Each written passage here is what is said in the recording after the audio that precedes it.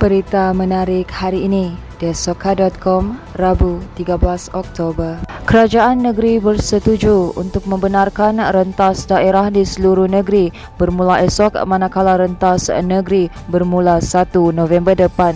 Dalam kenyataan petang ini, Ketua Menteri Datuk Seri Haji Jinor berkata, bagi rentas daerah, kebenaran itu tertakluk kepada syarat semua individu sudah lengkap divaksin. Bagaimanapun, katanya, remaja berumur 12 hingga 18 tahun yang sudah menerima sekurang-kurangnya 1 dos vaksin dan kanak-kanak di bawah 12 tahun yang ditemani ibu bapa sudah lengkap divaksin juga dibenarkan merentas daerah. Bagi kebenaran rentas negeri mula 1 November depan, katanya kemasukan ke Sabah meliputi lawatan sosial dan pelancongan adalah dibenarkan dengan mematuhi syarat yang ditetapkan. Katanya selain sudah lengkap divaksin, mereka yang merentas negeri ke Sabah masih diperlukan menjalani ujian COVID-19 RT-PCR atau RTK dalam tempoh 3 hari sebelum perjalanan. Sementara itu, syarikat hartanah terbesar Taiwan, Xinyi Realty Group, menyatakan minat bagi membangunkan sebuah resort eco pelancongan mewah dengan anggaran pelaburan mencecah 1 bilion ringgit di Pulau Mengalum, Kota Kinabalu. Menyambut baik hasrat syarikat itu, Ketua Menteri Datuk Seri Haji Jinor berkata, kerajaan negeri sedia memberi bantuan yang diperlukan untuk memudahkan pelaburan mereka di negeri ini. Beliau berkata pembangunan dalam sektor pelancongan sangat penting kepada Sabah sebagai antara penyumbang utama ekonomi negeri yang digariskan dalam Pelan Pembangunan Hala 7 Sabah Maju Jaya.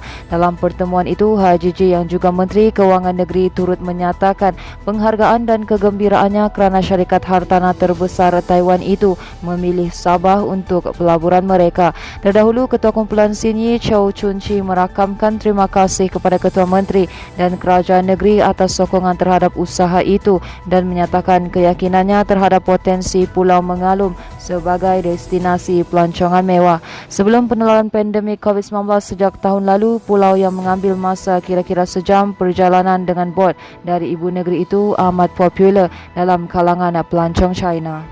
Seterusnya, pemimpin masyarakat di negeri ini diminta supaya kerap turun padang untuk memberi penerangan mengenai program dan dasar yang dilaksanakan kerajaan di samping meninjau keadaan rakyat di kawasan masing-masing. Timbalan Ketua Menteri Datuk Seri Mokhtar Radin berkata, langkah itu penting bagi memastikan rakyat mengetahui usaha dilaksanakan kerajaan dalam membantu mereka yang terjejas akibat pandemik COVID-19.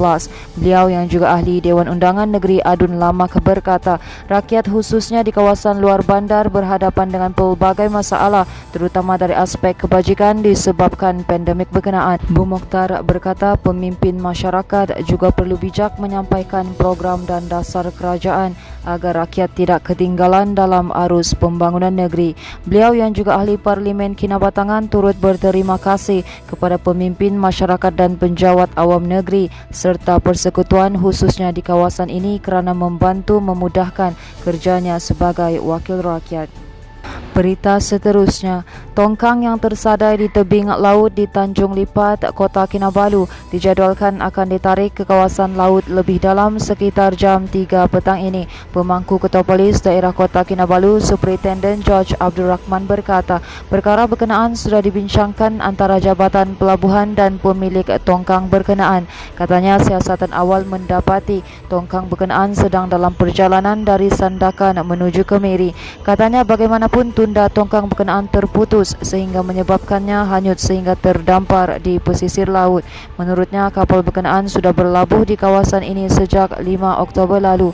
Dalam kejadian kira-kira jam 6 pagi tadi, ramai pengunjung terkejut selepas mendapati tongkang berkenaan tersadai di tebing laut di kawasan berkenaan.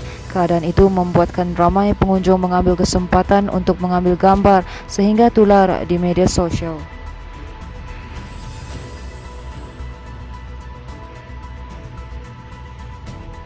Baiklah, ini merupakan berita terakhir dari kami. di mana kira-kira 18,850 penduduk 6 kampung di Tawau, Sempurna dan Kunak kini dapat menikmati perkhidmatan jalur lebar mudah alih 4G yang lebih pantas dan berkualiti. Berdasarkan kenyataan Suruhanjaya Komunikasi dan Multimedia Malaysia SKMM hari ini, liputan yang lebih baik itu dinikmati selepas 6 daripada 9 menara komunikasi baharu yang dibina di bawah Pelan Jalinan Digital Negara beroperasi sepenuhnya sejak 30 Julai lalu. Dalam pada itu, katanya kerja pembinaan dan pemasangan alat pemancar di tapak menara komunikasi baharu di 3 lagi lokasi di Tawau sedang giat dilaksanakan oleh pihak penyedia perkhidmatan yang dilantik.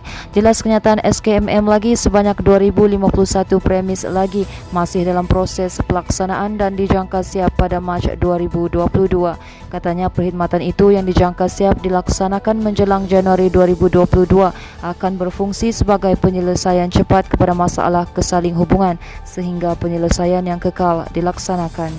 Baiklah, itu sahaja yang dapat kami kongsikan setakat ini. Teruskan bersama kami untuk mendapatkan berita komprehensif hanya di desoka.com.